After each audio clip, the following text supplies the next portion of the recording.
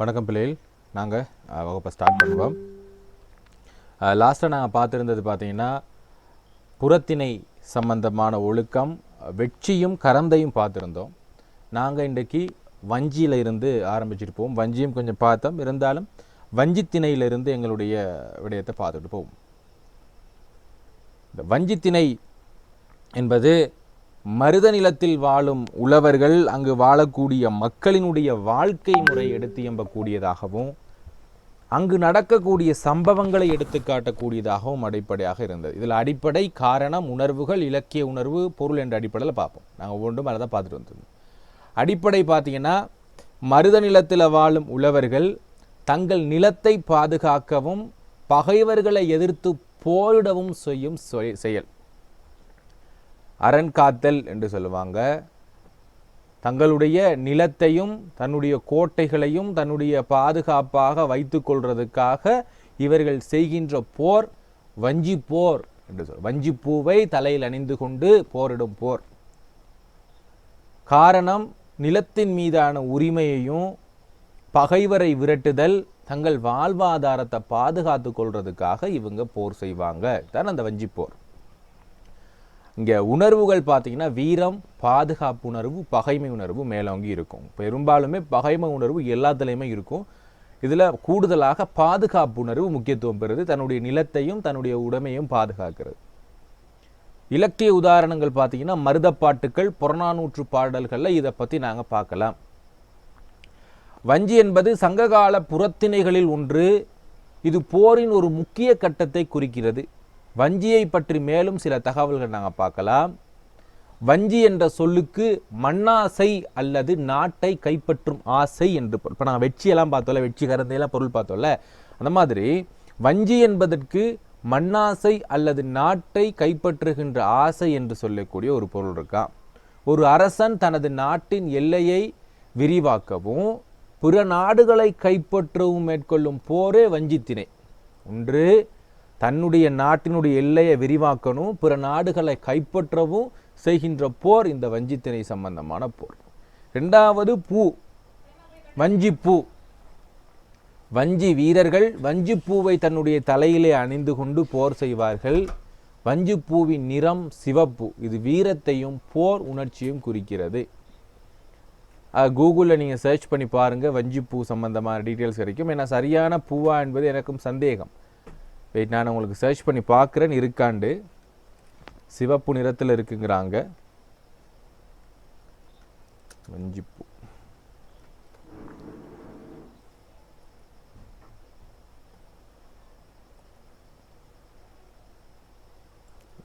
Okay,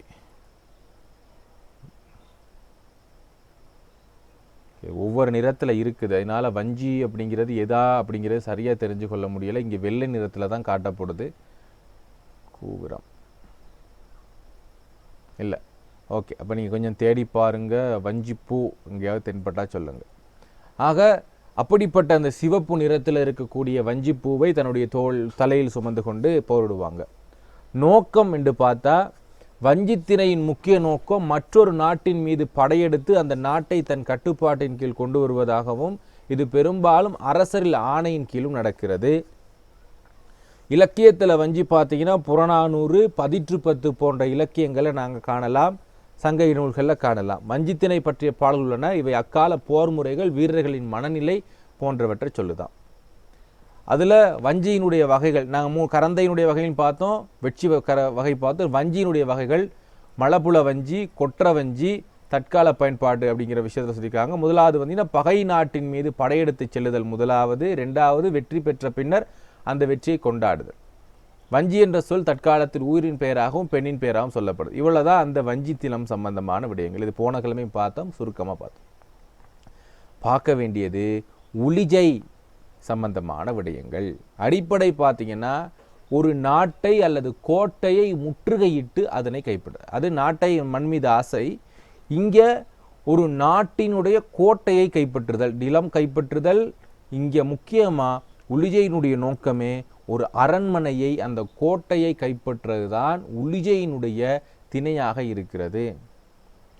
காரணம் இல்லைன்னா என்னன்னா, நில ஆக்கிரமிப்பு, பகைவரை அடக்குதல், செல்வத்தை தேடுற இந்த 3 காரணத்துக்காக அவங்க அரண்மனையை கைப்பற்றுதல், கோட்டையை கைப்பற்றுதல் சம்பந்தமான விடயங்கள் ஈடுபடுவார்கள். உதாரணம் புறநானூற்று பாடல்கள் எல்லாம் சொல்லப்பட்டிருக்கு.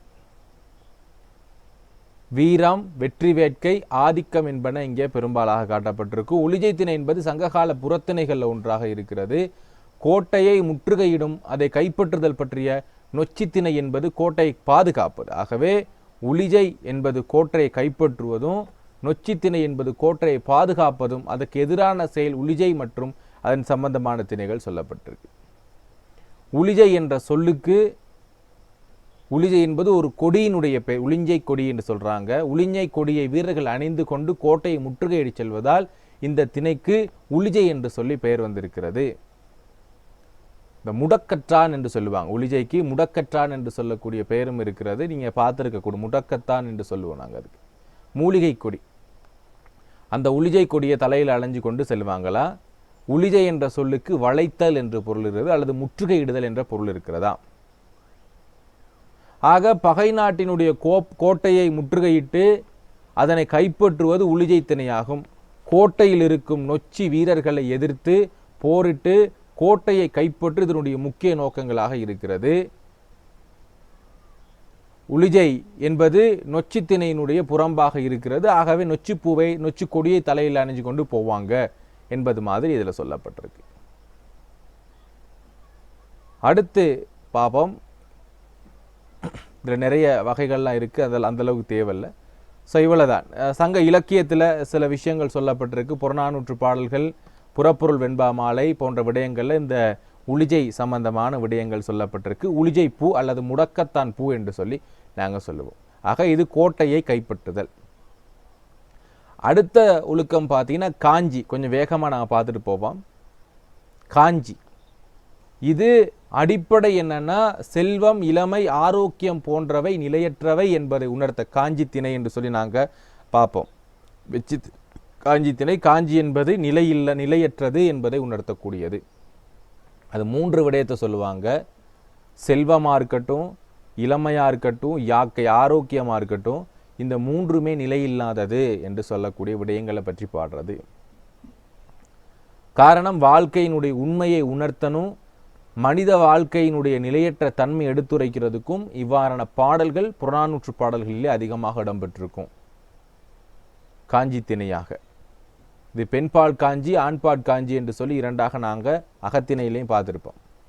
உணர்வுகள் பார்த்தீங்கன்னா துக்கம், ஏக்கம், தத்துவ சிந்தனைகளை 3 உடையதாக இங்கே சொல்லப்பட்டிருக்கும். இலக்கிய உதாரணங்கள் கூடுதலாக புறநானூற்றிலையும் குறுந்தொகையிலும் இருக்கும். காஞ்சி திணை என்பது சங்ககால புறத்திணைகளில் முக்கியமான ஒன்று. இது வஞ்சி திணைக்கு எதிரானது.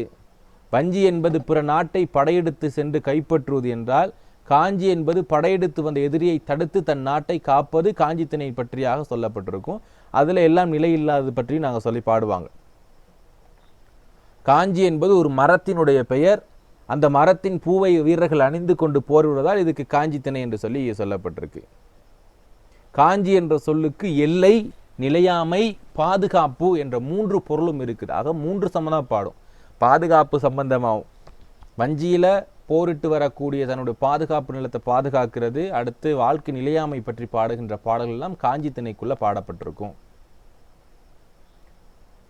காஞ்சி திணை பார்த்தீங்கன்னா தன்னுடைய நாட்டை கைப்பற்றி வரக்கூடிய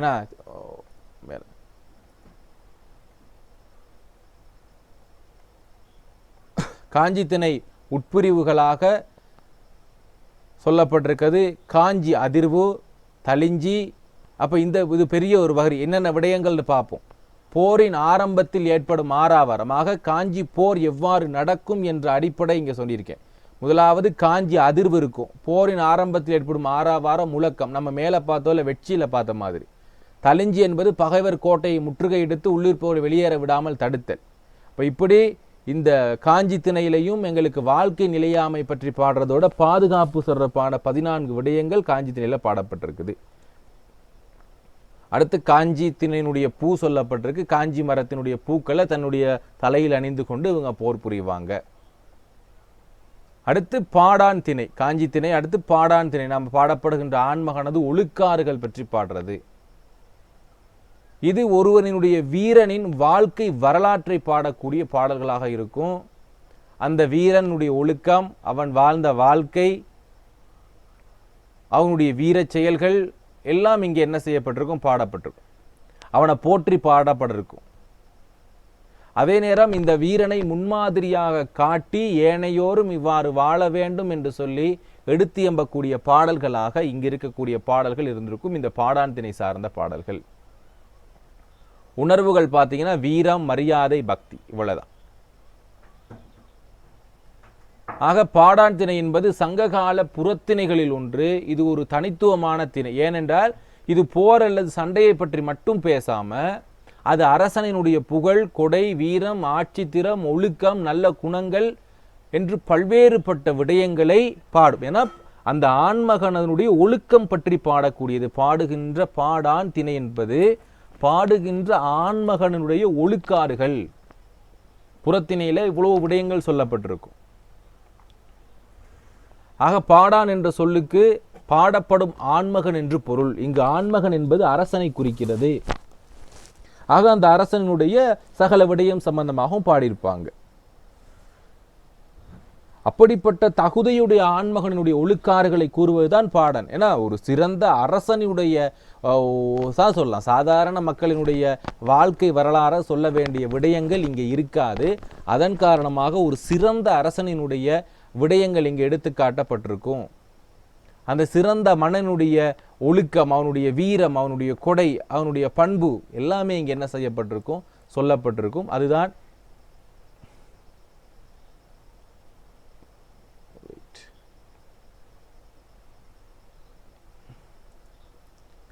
நான் பேசுற விளங்குதா? ஓகே, சரி, கொஞ்சம் இருங்க வரேன். இது அமுக்கு போட்டுருச்சுமா. Okay okay. ஆக பாடான் என்ற திணை என்பது பாடப்படும் ஆண்மகனது ஒழுக்காறுகள். பாடான் திணையுடைய விளக்கம் பார்த்தீங்கன்னா, போரில் வெற்றி பெற்ற அரசன் புகழ், கொடை, வீரம், நீதி தவறாத ஆட்சி, அவனுடைய கல்வியறிவு, செல்வம் போன்ற புலவர்களால் பாடப்படுவதே பாடான் திணை. காஞ்சி எனப்படுவது செல்வம் இதெல்லாம் நிலைக்காதது என்று பாடுறது, எதுவுமே நிலையில்லாதது என்று பாடுறது காஞ்சி. அதே நேரம் அந்த திணையை பாதுகாக்கிறது சம்பந்தமா காஞ்சி சம்பந்தமாக பாடப்பட்டிருக்கும். அதே நேரம் இங்கு பாடான் திணை என்பது ஒரு அரசனினுடைய வாழ்க்கை வரலாறுகள், அவனுடைய வீரம், கொடை, வீரன, ஒழுக்கம் எல்லாம் பற்றி பாடணும். அந்த ஆண்மகனுடைய சகல விடயங்களும் பாடப்பட்டிருக்கும். அதுதான் அந்த பாடான் திணை. ஒரு அரசனை புகழ்ந்து பாடுறது. வெற்றி முதல் வாகை வரையிலான புறத்திணைகளில் சிறப்புற்ற அரசின் செய்கைகளை புகழ்ந்து பாடுது. அப்ப எல்லா திணை சம்பந்தமாகும். முல்லை, மருதம், நெய்தல், பாலை எல்லா நிலத்தில் இருக்கக்கூடிய அரசனுடைய வெற்றியையும் ஒழுக்கத்தையும் பற்றி பாடக்கூடியதான் இந்த பாடான் திணை. சகல ஒதுக்கத்துக்கும் ஒழுக்கத்துக்கும் பொதுவான திணை. வாகை பற்றி நாங்கள் பார்த்துருப்போம். வாகை என்பது வெற்றி, வாகை பூவை சூடி கொண்டு போவாங்க. பார்ப்போம், கீழே கொடுத்துருப்போம். ஆக வாகை திணை சம்பந்தம் பார்ப்போம். அனைத்து திணை சம்பந்தமாகவும் சொல்லப்படுகிறதான் இங்கே இருக்கும். பாடான் திணைக்கு என தனியாக பூக்கள் கிடையாது. மற்ற திணைகளைப் போல பூக்களை சூடி சிறப்பிப்பது இல்லை. பாடப்படும் அரசனின் சிறப்பியல்புகளை இங்கே முக்கியத்துவம் பெறுகின்றன. பாடான் திணையின் முக்கிய கூறுகளாக நாங்கள் சொல்றது முதலாவது புகழ். இதை நாங்கள் பார்த்துக்கணும். பாடான் திணை சம்பந்தமாக அரசனின் வீரப்பிரதாபங்களை, போரில் பெற்ற வெற்றிகளை பற்றி பாடியிருப்பாங்க. அந்த பாடான் திணை பாடுகின்ற ஆண்மகனது புகழ், பாடுகின்ற ஆண்மகனுடைய கொடை, அவன் புலவர்களுக்கும் ஏழைகளுக்கும் அரசனுக்கும் வாரி வாரி வழங்கிய கொடைத்தன்மை பற்றி பாடுறது. பாடுகின்ற ஆண்மகனுடைய வீரம், போர்க்களத்தில் அவன் அரசர்களை வெட்டி வீழ்த்தியதும் எதிரிகளுடைய திறமைக்காக இவன் என்ன செய்யறது போரிட்ட விதமும் பற்றி இங்கே சொல்லப்படும். அடுத்து பாடப்படுகின்ற ஆண்மகனது ஆட்சி திறம், நாட்டை எவ்வாறு ஆட்சி செய்கின்றான். பாடுகின்ற ஆண்மகனது குடிப்பெருமை. குடிப்பெருமை என்று சொன்னால் அரசன் முன்னோர்களினுடைய பெருமையும் குலப்பெருமையும், அதான் குடிப்பெருமை என்று சொல்லுவாங்க. அவங்களுடைய முன்னாடி இருந்தவருடைய பெருமையெல்லாம் சொல்லி பாடுறது குடிப்பெருமை. அடுத்து பாடப்படுகின்ற ஆண்மகனுடைய கல்வி அறிவு, அவன் பெற்றிருக்கக்கூடிய ஞானம், அது கலையிலையா இருக்கட்டும் அல்லது கல்வி அறிவாக இருக்கட்டும், நூல் வார்ந்ததாக இருக்கட்டும், எல்லா கலை சம்பந்தம். பாடப்படுகின்ற ஆண்மகனுடைய செல்வம் எல்லாத்தையும் சொல்லி பாடுறது தான் இந்த பாடான் திணை என்று சொல்லி சொல்றோம். பாடப்படுகின்ற ஆண்மகனது சிறப்புகள் பற்றி பாடணும். அடுத்து பாடாண்தினுடைய துறைகள் பார்த்தீங்கன்னா புறப்பொருள் வெண்பா மாலை பாடாண்திணை 47 துறைகளை கொண்டது. இதெல்லாம் நமக்கு தேவையில்லை. அது என்னென்ன வகையில் இருக்கிறது என்பது நமக்கு தேவையில்லை, பிரச்சனை போதும். அடுத்து நாங்கள் பார்க்கறது பொதுவியல் திணை என்று சொல்கிறோம். பொதுவியல் திணை முதலாவது விடயம் பார்த்தீங்கன்னா அடிப்படை பொதுவான செய்திகளை பற்றி பாடப்படும். பொதுவான சில செய்திகளை பற்றி இங்கே நாங்கள் பார்த்துருப்போம். ரெண்டாவது எல்லா திணைக்கும், இது 5 திணைக்கும் முறை, ஏன்னா மருதம், முல்லை, நெய்தல், பாலை, குறிஞ்சி எல்லா திணைக்கும் உள்ள பொதுவான விடயங்களை அனைத்தையும் பற்றி பாடுறது இந்த பொதுவியல் திணை. காரணம் என்னன்னா சமுதாய நிகழ்வுகள், அரசியல் நிகழ்வுகள், இயற்கை நிகழ்வுகள் பற்றி இங்கே பாடப்பட்டிருக்கும். உணர்வுகள் எல்லா உணர்வுகளும் கலந்ததாக இங்கே இருக்கும். புறநானூற்றில் பொதுவியல் திணைகள் அதிகமாக இருக்கும். பொதுவியல் திணைகள் அதிகமாக இருக்கும். நாங்கள் பார்ப்போம் உங்களுக்கு பொதுவியல் திணைகள் என்னென்ன பாடல்கள் வருது என்று சொல்லி நாங்கள் பார்ப்போம். புறநானூற்று பாடல்களில் சொல்லுகின்ற பாடல்கள் நாங்கள் செய்யுள்கள் பார்க்குறப்ப. அடுத்து கைக்கிளை என்று சொல்லக்கூடிய விடயம். பொதுவியல் பார்த்துட்டோம். கைக்கிளை சம்பந்தம் நீங்கள் ஏற்கனவே பார்த்துருப்பீங்க. அகத்தினில் நம்ம படிப்பிச்சிருப்போம். கைக்கிளை தோழியை பாடப்படும் பாடல்கள் இருக்கும். தோழியின் நட்பை போற்றுதல், தோழியினுடைய குணங்களை பாடுது. ஏன்னா ஒருதலை காமம், கைக்கிளை இதெல்லாம் நாங்கள் பார்த்துட்டோம். அங்கே இதுவும் இங்கேயும் என்ன செய்யப்பட்டிருக்குன்னு சொன்னால் ஒரு சில கைக்கிளை விடயங்கள் பாடப்பட்டிருக்கும். ஆக இவ்வளோதான் இந்த திணை பொதுவியல் சம்பந்தமானது. இதுக்கு மேலே உங்களுக்கு ஒன்றும் தேவையில்லை. பொதுவான எல்லா திணைகள் சம்பந்தமாகவும் பாடப்படுகின்ற விடயங்களாக இருக்கும். பொதுவான இயல்புகள் பற்றி தேவையில்லை. அடுத்து பெருந்திணை, கைக்கிளை பெருந்திணை நாங்கள் பார்த்துருக்கிறோம். கொஞ்சம் உதாரணத்துக்கு பார்த்துக்கொள்வோம். அங்கே பெருந்திணை வேற, இங்கே பெருந்திணை வேற. இங்கே பெருந்திணை பார்த்தீங்கன்னு சொன்னால் புறத்திணை பெருந்திணை பெரியோர்களை பாடும் பாடல் தான் இங்கே பெருந்திணையாக பாடப்பட்டிருக்கும். காரணம் பெரியோர்களின் குணங்களை போட்டுதல். அப்புறம் அங்கே நம்ம பார்த்தது தலைவன் தலைவரிடத்துல காதல் ஒழுக்கம் சம்பந்தமாகவும், ஏன்னா அவன் எவ்வாறு பிறர் அன்பு கொண்டான், அன்பின் ஒழுங்காத சில விடயங்களை நாங்கள் பார்த்துருப்போம். கைக்கிளையாகவும் பெருந்திணையாகவும் தலைவன் தலைவியாகி இருவருள் ஒருவருடமே வரக்கூடிய அந்த காதலையும், அடுத்து தன்னுடைய பெருந்திணையாக சொல்றது பொருந்தா காமம்னு சொல்லி நாங்கள் பார்த்துருப்போம். அது அகத்திணை சார்ந்த கைக்கிளை பெருந்திணை. இங்கே கைக்கிளை என்பது தோழி மேலு கொள்ளக்கூடிய அந்த உணர்வுகளை சொல்றதும், அடுத்து இங்கே சொல்லப்படுகின்ற பெருந்திணை பார்த்தீங்கன்னா பெரியோர்களின் குணங்களை மாற்றுறது, மரியாதை உணர்வு சம்பந்தமாக பாடுறது. ஆக இதை நீங்கள் பெரும்பாலும் எடுத்துக்கூடாது. என்னென்னா நாங்கள் பெரும்பாலும் இதில் புறநானூற்று புறத்திணை ஒழுக்கத்தில் கைக்கிளை பெருந்திணை கேட்க மாட்டாங்கிறனால தான் இதை அப்படியே விட்டுறேன். இதை பெருசாக நீங்கள் ஒன்றும் யோசிக்க தேவையில்லை. ஏன்னா அங்கே நாங்கள் விஷயம் குழம்பிருங்கிறனால அங்கே சொல்லப்படுகின்ற பொருந்தா காமம் எல்லாம் வேலை, இங்கே சொல்லுகின்ற விடயங்கள் வேறு. ஓகே, ஸோ இவ்வளவுதான் உங்களுக்கான இந்த சங்ககாலம் சம்பந்தமாக படிக்கக்கூடிய விடயங்கள். கிட்டத்தட்ட நாங்கள் 29 பக்கங்கள் பார்த்துருக்கிறோம். இனி நாங்கள் பார்க்க வேண்டிய விடயங்கள் பார்த்தீங்கன்னா சங்ககாலத்தில் இருக்கக்கூடிய இலக்கியங்கள் சம்பந்தமாக ஒவ்வொன்றா நாங்கள் பார்த்து வரணும். ஸோ நாங்கள் அதை பார்க்கலாம். ஒன்றுக்கானது உங்களுக்கு நான் விடயங்கள் தருவேன் ஒவ்வொரு பாடல்கள் சம்பந்தமாகவும். அடுத்து இங்கே கேட்கப்படுகின்ற வினா விடைகள் சம்பந்தமாக நாங்கள் பார்க்கணும். ஸோ இது நாங்கள் வினாவிடை பகுதியில் நாங்கள் ஒவ்வொன்றாக பார்த்து கொண்டு வருவோம். நான் அது அடுத்த இதில் காலங்கள் முடிச்சுட்டு ஸோ அடுத்த காலத்தை நான் அறிமுகப்படுத்திடுறேன். சங்கமறிய காலத்தை அறிமுகப்படுத்திட்டு அதுக்கு அடுத்ததாக நாங்கள் இதுக்கான வினாவிடை பகுதிகளை நான் போடுறேன். ஓகே, இப்போ இது வரைக்கும் நாங்கள் கிட்டத்தட்ட ஒரு 6-7 கிளாஸ்க்கு மேலே பார்த்துட்டோம். 6 கிளாஸ்க்கு மேலே பார்த்துட்டு நினைக்கிறேன் காலங்கள் சங்ககாலம். ஸோ முழுமையாக சங்ககாலம் என்று பார்த்தீங்கன்னா இயற்கை நெறி காலம் என்று சொல்லுகின்றது. அதில் மொத்தம் 18 இலக்கியங்கள் சம்பந்தமாக பார்த்துருக்கிறோம்.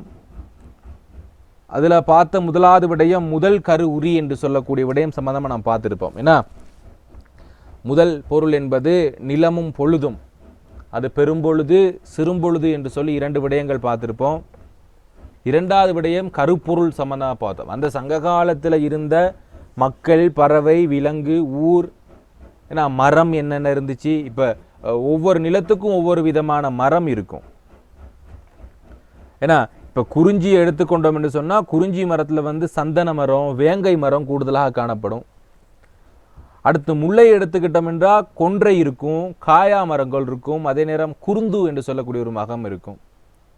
மருத நிலத்தை எடுத்துக்கொண்டோம் என்று சொன்னால் அங்கே மருத மரம், வஞ்சி, நான் பார்த்தல வஞ்சித்திணை, வஞ்சி மரம், காஞ்சி மரம் இருக்கும். அடுத்து நெய்தல் எடுத்துக்கொண்டோம் என்று சொன்னால் புன்னை மரங்கள், தாழை மரங்கள் இருக்கும். பாலை நிலத்தில் பார்த்தீங்கன்னா ஓமை மரம், உளிஜை, பாலை, இரும்பை போன்ற மரங்கள் இருக்கும். ஆக ஒவ்வொரு நிலத்துக்கும் ஒவ்வொரு வகையான மரம், ஒவ்வொரு வகையான பூ. ஆக நாங்கள் ஒரு பாடலை படிக்கிறப்ப உதாரணத்துக்கு ஓமை மரங்கள் நிறைந்த நிலம் என்று சொல்லி கொண்டுட்டாங்கன்னா அப்போ புலவர்கள் என்ன நினைப்பாங்க, ஓமை மரங்கள் காணப்படும் நிலம் அது பாலை, ஆகவே இது பாலை பாடல். அப்போ அந்த ஓமை மரமும் இருக்கணும். அதே நேரம் அங்கே இருக்கக்கூடிய பறவைகள் பார்த்தீங்கன்னா ஒன்று பருந்து இருக்கும், கூடுதலாக கழுகுகள் கூடுதலாக இருக்கக்கூடியதாக இருக்கும், புறாக்கள் கூடுதலாக இருக்கும். ஆக புறாக்கள் சொல்லப்பட்டிருக்குதா.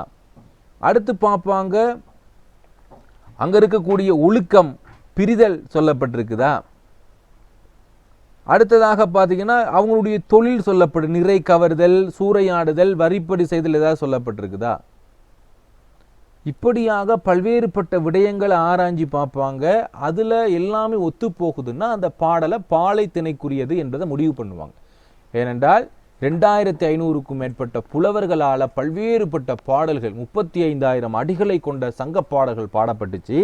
அதில் ஒவ்வொரு நிலத்துக்குரிய பாடலை நாங்கள் இனங்கண்டு கொள்றதுங்கிறது ரொம்ப கொஞ்சம் கடினமான விடயம் என்பதனால இந்த முதல் கரு உரி என்றால் நாங்கள் தெரியும் ஒவ்வொரு இதுக்குமான திணை ஒழுக்கம் எப்படி, குறிஞ்சி புணர்தல், முல்லை இருத்தல், மருதம் ஊடல், நெய்தல் இருத்தல், பாலை பிரிதல், உடன் போதல் என்று சொல்லக்கூடிய அனைத்து திணைகளையும் பார்த்து சங்ககால பாடல்கள் என்ன செஞ்சுருக்காங்க, சங்ககால பாடல்களை பிரிச்சறிந்தாங்க. அப்போ இது பற்றி நாங்கள் பார்த்துருக்கோம். அடுத்து ஒவ்வொரு இலக்கியம் சம்பந்தமாக நாங்கள் பார்க்க இருக்கிறோம். ஸோ அடுத்த பகுதியில் நாங்கள் பார்க்குறது நம்ம இன்னும் அதை முடிக்கலை.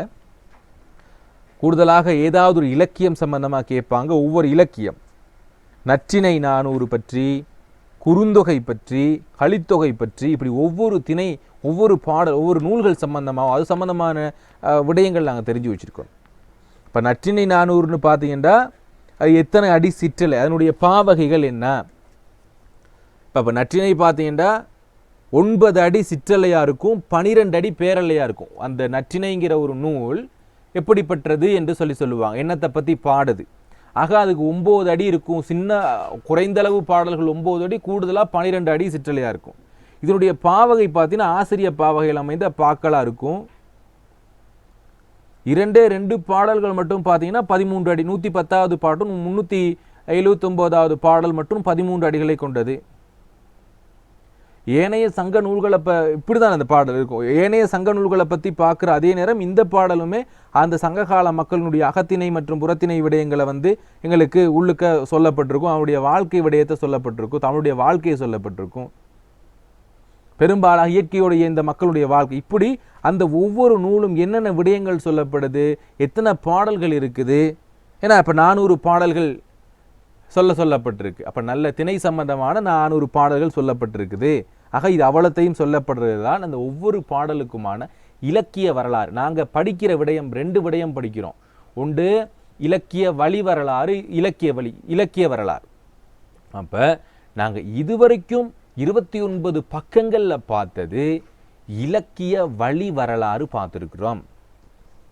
இலக்கிய வரலாறு என்று சொல்றது என்னன்னா, இப்போ நான் சொன்ன நற்றிணை என்று சொல்லக்கூடிய அந்த இலக்கியத்தினுடைய பொருள் என்ன, குறுந்தொகை என்று சொல்லக்கூடிய அந்த இலக்கியத்தினுடைய விடயம் என்ன, அதில் என்னப்பா ஆசிரியப்பா, எத்தனை அடி சிற்றலை இருக்கு, எத்தனை அடி பேரலை, 8 அடி தான் அந்த 4 அடி சிற்றலை, 8 அடி பேரலை மட்டும்தான் இருக்கும். அப்போ குறுந்தொகை சம்பந்தமா. இப்போ இப்படியாக ஒவ்வொரு இலக்கியத்தினுடைய வரலாறு பற்றியும் அந்த இலக்கியம் என்ன பேசப்படுது, என்ன பாடுபொருள் இருக்குங்கிறது இலக்கிய வரலாறு. இலக்கிய வழி வரலாறு ஊடாக அந்த இலக்கியத்தின் ஊடாக அவங்களுடைய அகத்தினை ஒழுக்கம் எவ்வாறு இருந்தது, ஐநில மக்களுடைய வாழ்க்கை முறை, அவங்களுடைய காதல், அவங்களுடைய தொழில் எல்லாம் பார்த்துட்டோம். அவங்களுடைய பொருளாதாரம், அவங்களுடைய அரசியல் எவ்வாறு இருந்தது. முடிவுடை மூவேந்தர்கள் மட்டும் இல்லாமல் ஏன்னா கடை வள்ளல்களும் குறுநில மன்னர்களும் வாழ்ந்த ஆட்சி செய்த ஒரு நிலமாக இருந்தது. அவர்கள் பிற நாடுகளோடு கொண்டிருந்த உறவு முறைகள் எப்படி இருந்துச்சு. நாங்கள் ஒவ்வொரு நாட்டையும் பார்த்துருந்தோம். ஆப்பிரிக்க நாடுகளோடு, கிரேக்க நாட்டோடு, சீன நாட்டோடு நாணய புழக்க வழக்கம் எவ்வாறு இருந்தது என்றெல்லாம் நாங்கள் இதில் பார்த்துருக்கிறோம். ஆக நாங்கள் இதுவரைக்கும் பார்த்த விடயங்கள் புறநானூற்று பகுதி பார்க்குறப்போ புறநானூறு என்று சொல்கிறது முழுமையாக அகத்தினை சாராத விடயங்களையும் அதே நேரம் எங்களுக்கு இலக்கிய வழி வரலாற்றினுடைய ஆதாரங்களை எடுத்துரைக்கக்கூடிய விடயங்கள். இப்ப சேர மன்னர்கள், சோழ மன்னர்கள், பாண்டிய மன்னர்கள் சம்பந்தமான வாழ்வியல் வரலாறு எங்களுக்கு தெரியாது. அது இலக்கியத்தின் ஊடாக, அதுவும் புறத்தின இலக்கியத்தின் ஊடாக நாங்க சொல்றோம். இப்ப யாராவது ஒருக்கா எனக்கு சொல்லுங்க, தமிழகத்தை ஆட்சி செய்த மன்னர்கள்ல அதிகமான ஆண்டுகள் ஆட்சி செய்த அரச பரம்பரை எது? சேரரா, சோழரா, பாண்டியர்களா? யாராவது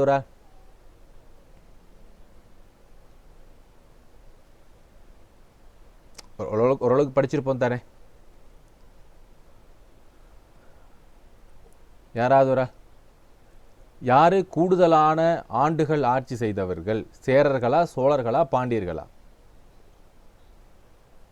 சங்க காலத்தை மட்டும் வச்சு சொல்லாம விளங்கலமா? சோழர்கள் எத்தனை வருடம் ஆட்சி செஞ்சாங்க? 9ஆம் நூற்றாண்டுல இருந்து கிட்டத்தட்ட 13-14ஆம் நூற்றாண்டு வரைக்கும் ஆட்சி செஞ்சாங்க. கிட்டத்தட்ட எத்தனை வருட ஆட்சி? 400 வருட கால ஆட்சி சோழ சாம்ராஜ்யத்தினுடைய வெற்றியா இருந்துச்சு. ஆனால் மறுக்கப்பட்டதும் மறைக்கப்பட்டதுமான வரலாறுகள் பாண்டிய ஆட்சி.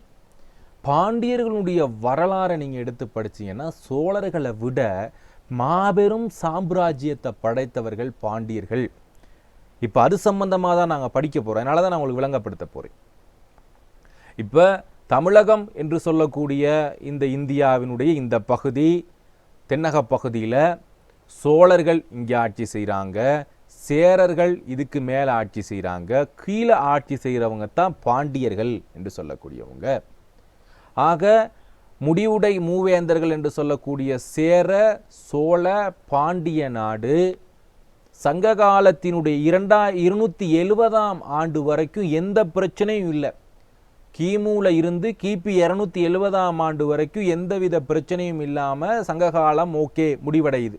270ஆம் ஆண்டு காலப்பகுதியில் என்ன நடக்குதுன்னு சொன்னா, இந்த மன்னர்களுக்கு முதலாவது மண்ணாசை வருது. என்ன? நான் சேர நாட்டை கைப்பற்ற வேண்டும், நான் சோழ நாட்டை கைப்பற்ற வேண்டும், நான் பாண்டி நாட்டை கைப்பற்ற வேண்டும். 3 பேருக்கும் முன்னிலம் சம்பந்தமான ஆர்வம் வருது.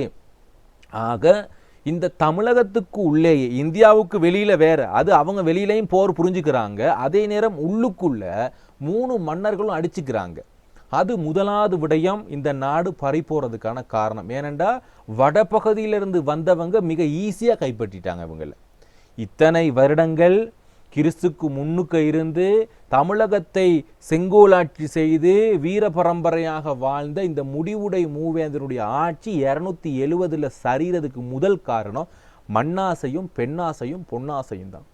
பாரி மன்னன் மீதும் அவன் மீது கொண்ட வஞ்சினம் மீதும் பெண்கள் மீது கொண்ட ஆர்வம் காரணமாக அந்த புறங்களிலே பெண்களை குவிச்சாங்க கொண்டு வந்து.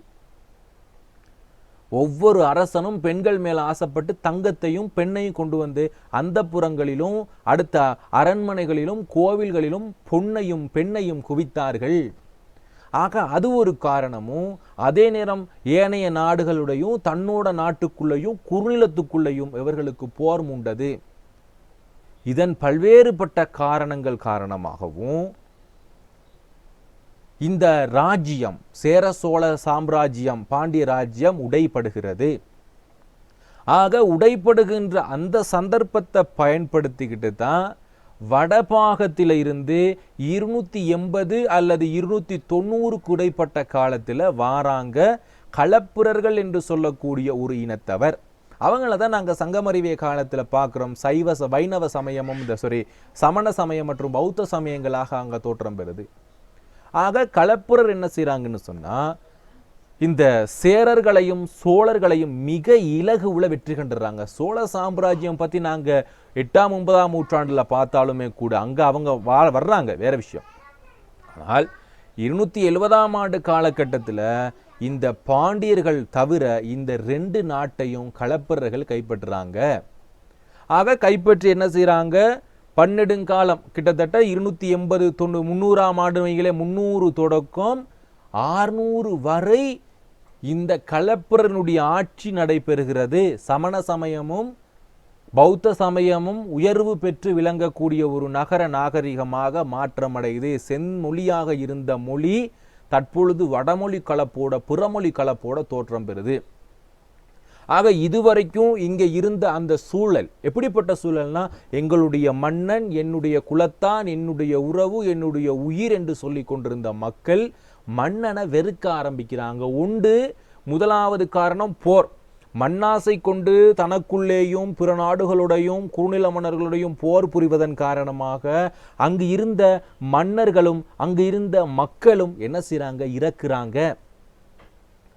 இறுதிக்கால போர், ஏன்னா 270 காலகட்டத்திலாம் பார்த்தீங்கன்னா அதிகமான போர் நடக்குது. போர் நடந்தால் அங்கே உள்ள ஆண்கள் எல்லாம் இறந்து போயிடுவாங்க. உண்டு முதலாவது விஷயம், சங்க காலத்தில் இருந்த ஆண்களின் தொகை கணிசமான அளவு குறையுது. அது எவ்வளோ பெரிய பாதிப்பை ஏற்படுத்துனுச்சுன்னு சொன்னால், இரண்டாம் பக்கம் பரத்தேருடைய உயர்வுக்கு காரணம் அமைச்சு. பரத்தேர் பற்றி உங்களுக்கு தெரியும், ஏன்னா தாசி பெண்கள் என்று சொல்லுவாங்க.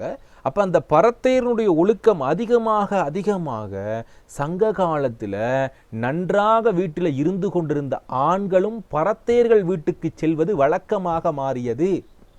இப்போ நாங்கள் மருத நிலத்தில் பார்த்துருந்தோம்ல. ஆக பரத்தையர் ஒழுக்கம் அதிகமான காரணத்தினால வீட்டில் இருக்கக்கூடிய பெண்கள் மன்னனை வெறுத்தாங்க. போர்னால தானே ஆண்கள் செத்து போறாங்க, ஆண்கள் சாகிறனால தானே பெண்கள் எல்லாம் பரத்தையர்களாக மாறுகிறார்கள். மாறுவதன் காரணமாக அந்நாட்டினுடைய தமிழ்நாட்டினுடைய ஒழுக்கம் சீர்குலைஞ்சு போணுச்சு, அறம் தவறுனாங்க. ரெண்டாவது விடயம், கல் அதிகமாக அருந்த ஆரம்பிச்சாங்க, கல் குடிக்க ஆரம்பிச்சிட்டாங்க. புலால் இறைச்சி சாப்பிட்டு கள்ள குடிச்சிட்டு பரத்தையர் இல்லங்களில் வாழுகின்ற அந்த நிலை அதிகரிக்குது. சமூக சீர்குலைவு ஏற்படுகிறது. முதலாவது விடயம். ரெண்டாவது விடயம் பார்த்தீங்கன்னா, சமூக சீர்குலைவோடு ஒரு மன அழுத்தம் ஏற்படுகிறது. எல்லாத்துக்கும் மன உளைச்சல். ஏன்னா உண்டு, போர்ல இறந்த அண்ணனோ தம்பியோ மாமனோ மச்சானோ அப்பாவோ எல்லாம் இறந்துட்டாங்க. ஆகவே எல்லாரும் எதிர்பார்க்கின்ற ஒரு விடயம், ஆட்சி நிலை மாறாதா. ஏனண்டா தொடர்ந்து போர் நடந்துகிட்டு இருக்கிறப்ப உண்டு பொருளாதார சீர்குலைவு நடந்துச்சு. மூன்றாவது விடயம், அது அடுத்து நாங்கள் பார்ப்போம். சமூக சீர்குலைவு, பொருளாதார சீர்குலைவு, அரசியல் சீர்குலைவு ஏற்பட ஆரம்பிக்குது. இது சங்கமரிய காலத்தினுடைய அறிமுகமாகவும் பின்புலமாகவும் நான் பேசிக்கிட்டு இருக்கிறேன். ஆக சமுதாய பொருளாதார பின்னடைவு ஏற்படுகின்றனால மக்களுக்கு வறுமை, பட்டினி, பஞ்சம் ஏற்படுகிறது. ஆகவே அரசியல் மாற்றத்தையும் சமூக மாற்றத்தையும் மக்கள் எதிர்பார்த்து வாழ்ந்தாங்க. இந்த எதிர்பார்க்கையின் காரணமாகவும் அதே நேரம் களப்பரனுடைய வருகையும் சமண பௌத்த மக்கள் மதங்களினுடைய அந்த பிரசாரம் எப்படி இருந்துச்சுன்னு சொன்னா, போர் வேண்டவே வேண்டாம், பெண்கள் வேண்டவே வேண்டாம், மண்ணாசை, பெண்ணாசை, பொன்னாசை எதுவும் கொள்ளாம மனிதன் மனிதனாக வாழணும், எப்படியெல்லாம் வாழ வேண்டும் என்று சொல்லக்கூடிய ஒன்றாக இருந்துச்சு. எப்படி வேணுமானாலும் வாழலாம் என்று சொன்ன சங்க காலத்திலிருந்து இப்படித்தான் வாழ வேண்டும் என்று சொல்லக்கூடிய ஒரு அறநெறிக்கு உட்பட்ட ஒரு காலம் தோற்றம் பெறுது என்று சொன்னால் அது சங்கமரிய காலம். சங்க காலம் என்ன சொல்லுது? நீ எப்படி வேணாலும் வாழு, கல்லு குடிக்கிறியா குடி, பரத்தையர் வீட்டுக்கு போறியா போ, போர் செய்ய போறியா போ, எப்படி வேணாலும் வாழலாம். ஆனால் இப்படித்தான் வாழ வேண்டும் என்று சொல்லக்கூடிய கட்டுப்பாடு மக்களுக்கு பிடிச்சு போயிருச்சு. எல்லாத்தையும் துறந்துட்டு துறவரம் வந்துருங்குது பௌத்தம். எதுவும் வேணாம், நிம்மதியா வாழலாம் அப்படிங்கிற மாதிரி சொல்றாங்க. ஆகவே ஒன்று சமண பௌத்த மதங்களினுடைய பிரச்சாரமும் அவர்களுடைய கொள்கையும் காரணமாயிருக்க, இரண்டாவது மக்களுடைய மனது இப்ப என்னத்தை கேட்குது? போர் வேணாம், நிம்மதியா வாழ்ந்தா போதும்பா அப்படிங்கிற மாதிரியான மக்களினுடைய மனமாற்றத்துக்கும் ஏற்ப புலவர்கள் என்ன செய்யறாங்க? ஒன்று மன்னர்களும் மக்களும் என்ன எதிர்பார்க்கிறாங்க? ஒரு சுமூகமான வாழ்க்கை முறை எதிர்பார்க்கின்ற சந்தர்ப்பத்தில் புலவர்களும் அந்த நேரத்தில் ஓகே என்ன வேணும், இப்ப எல்லாத்துக்கும் அறம் சம்பந்தமான ஒழுக்கத்தை பேணணும் என்பதை உணர்றாங்க புலவர்கள். திருவள்ளுவம் என்பது ஆரம்ப காலத்துக்கு அதுக்கு முன்னுக்கே தோற்றம் பெற்றுச்சு. அறநெறி பாடப்பட்டதனால நாங்கள் இங்கே திருக்குறளை இங்கே உள்ளடக்கிறோம். ஆக களப்பிரனுடைய ஆட்சி எல்லாம் என்னத்தை எதிர்பார்க்குது என்று சொன்னால், நிம்மதியான வாழ்வை எதிர்பார்க்குது. மக்களும் போர் வேண்டாம், பரத்தையர் ஒழுக்கம் வேண்டாம், நிம்மதியான வாழ்க்கை வேணும். அப்படிங்கிற பல்வேறுபட்ட விடயங்கள். துறவரம் என்ன சொல்லுது? உங்களுடைய குடும்ப வாழ்க்கையை விட்டுட்டு வா, எல்லாத்தையும் துறந்துட்டு வா, நிம்மதியான வாழ்க்கையை வாழலாங்கிற விஷயத்த சொல்லுது. அதே நேரம் இங்க இருக்கக்கூடிய மன்னர்கள் எல்லாம் என்ன செய்யறாங்க அப்படின்னா, சங்கமறிவிய காலகட்டத்தில் பிற மதங்களை நாடுறாங்க, இந்த சமண பௌத்த மதங்களை நாடுறாங்க. அதுக்கு காரணம் இந்த களப்பிரர்களினுடைய, இந்த சமணர்களினுடைய சூழ்ச்சி கொள்கை. அவங்க சொல்ற இந்த வர்ணாச்சிர தர்மம். அப்ப நம்ம அது சம்பந்தமா தெளிவான விளக்கத்தை பார்ப்போம். அவங்க சொல்றாங்க என்னன்னா, நானும், அதாவது பிராமணர்களும் அரசர்களும் உயர்குலத்தார்கள், அதுக்கு கீழே இருக்கவங்க எல்லாம் அடிமைகள், அவங்க கிட்ட நீங்க போகவே கூடாது, தீண்டாமை என்று சொல்றாங்க. ஜாதியை வேறுபடுத்துறாங்க. நீ எல்லாம் யாரு? நீ எல்லாம் மன்னன், உன் பக்கத்துல வரக்கூடாது அந்த மக்கள் எல்லாம் அப்படின்னு சொன்ன உடனேயே மன்னன் என்ன செய்யறான் அப்படின்னா, மக்களை தாண்டி அவன் வேறுபடுத்தப்பட்டவனா மாறுறான்.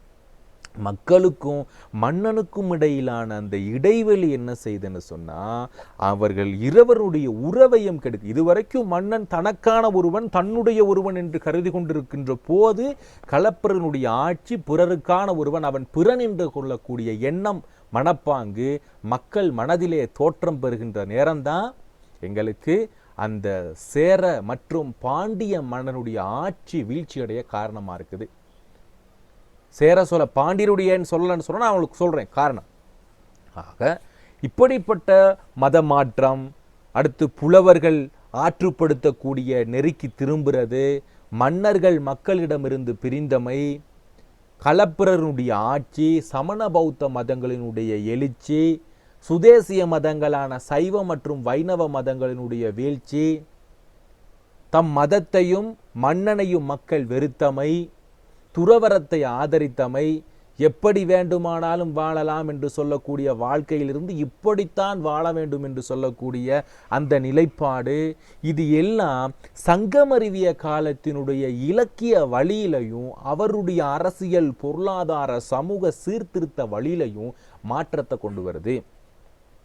இதுவரை மன்னனை புகழ்ந்து பாடிய புலவர்களுக்கு வாய் துறந்து நீ நல்லவன் என்று பாடக்கூடிய நிலை அவங்களுக்கு தோணல. ஏனென்றால் மன்னன் மக்களை விட்டு பிரிஞ்சிட்டான். ஆகவே மன்னனை பாடக்கூடிய நிலை அவங்களுக்கு மனசுல தோணல. அவங்களுக்கு தோணுனது எல்லாம் மக்கள் எப்படி வாழணும். ஏன்னா சங்க காலத்தினுடைய 270ஆம் ஆண்டு காலப்பகுதியில் ஏற்படுத்தப்பட்ட கொடுமையான போர். மன்னனே தன் படை வீரர்களை கொண்டிருக்கிறான், தன் மக்களை அடிமைகளாக நடத்தி இருக்கிறான். இதெல்லாம் பார்க்குறப்ப அவங்களுக்கு, அந்த புலவர்களுக்கெல்லாம் பொறுக்க முடியலாம். இதுதானா அறம்? அப்ப திருக்குறள் நாலடியா, நான்மணிக்கடிகை, இன்னா 40, இனியவை 40, ஆசாரக்கோவை, சிறுவஞ்ச மூலம், ஏலாதி, திருக்கடிகம் என்று சொல்லி மொத்தம் 10-11 இலக்கியங்கள் அறத்தினை சார்ந்ததாகவும், ஒரு சில இலக்கியங்கள் மட்டும் 550, 570, திணைமொழி 40 மட்டும் எங்களுக்கு தோன்றுனுச்சு. ஆனால் எங்களுக்கு சங்கமறிவிய காலத்தில் ஒரு முக்கியமான விடயம் ஏற்படுது. வடமொழியிலிருந்து வந்த இந்த சிலப்பதிகார மணிமேகலை என்று சொல்லக்கூடிய இரட்டை காப்பியங்கள். இது கிட்டத்தட்ட 200-250 வருடங்கள் களப்பருடைய ஆட்சி நடைபெற்றுக்கிட்டு இருக்கப்பதான் அவங்க உணர்றாங்க, இது எங்க சமயம் இல்லப்பா, இதெல்லாம் வேற்று சமயம், எங்களை என்னது மறைத்திருக்குது, கண்ணை மறைச்சிருக்குங்கிறத பத்தி யாரு உணர்றா? பின்தான் உணர்ந்து கொள்றாங்க. அப்படி உணர்கின்ற பொழுதுதான் எங்களுக்கு சில சைவ இலக்கியங்களாக, அது நாங்கள் பல்லவர் காலத்தில் பார்ப்போம், எப்படி பல்லவர்கள் வராங்க. பல்லவர்கள் என்பது தமிழகத்தை ஆட்சி செஞ்சவங்கள புறநாட்டவர்கள் என்று நாங்கள் பார்த்துருக்கோம். ஆக இப்படியாக களப்புரர்கள் மிக இலகுவாக சேர நாட்டையும் சோழ நாட்டையும் கைப்பற்றவே பாண்டிய நாடு கைப்பற்ற முடியலை. என பாண்டியர்களுடைய ஆட்சி திறம் அப்படி. ஆக 1ஆம் நூற்றாண்டில் ஆட்சி செய்தவங்க களப்புரர் ஆட்சி செய்கின்ற பொழுதும் பாண்டிய அரசு இருந்துச்சு. இந்த சோழரும் சேரரும் மறைஞ்சி வாழ்ந்தாங்க. எங்க குறுநிலத்துக்குள்ளேயே மறைஞ்சி வாழ்றாங்க. 2வது ஆட்சிக்கு வாரவங்க தான் களப்பிரர்கள், களப்பிர ஆட்சியில இருக்கிறாங்க. 3வது வாரவங்க தான் பல்லவர்கள். பல்லவர்கள் இந்த களப்பிரர்கள்ட்ட இருந்து மிக இலகுவாக இந்த நாட்டை கைப்பற்றுறாங்க. ஆனால் பாண்டிய நாட்டை அப்பையும் கைப்பற்ற முடியலை. அடுத்ததாக வர்றவர்கள் தான் சோழர்கள் 9ஆம் நூற்றாண்டு காலகட்டத்தில்.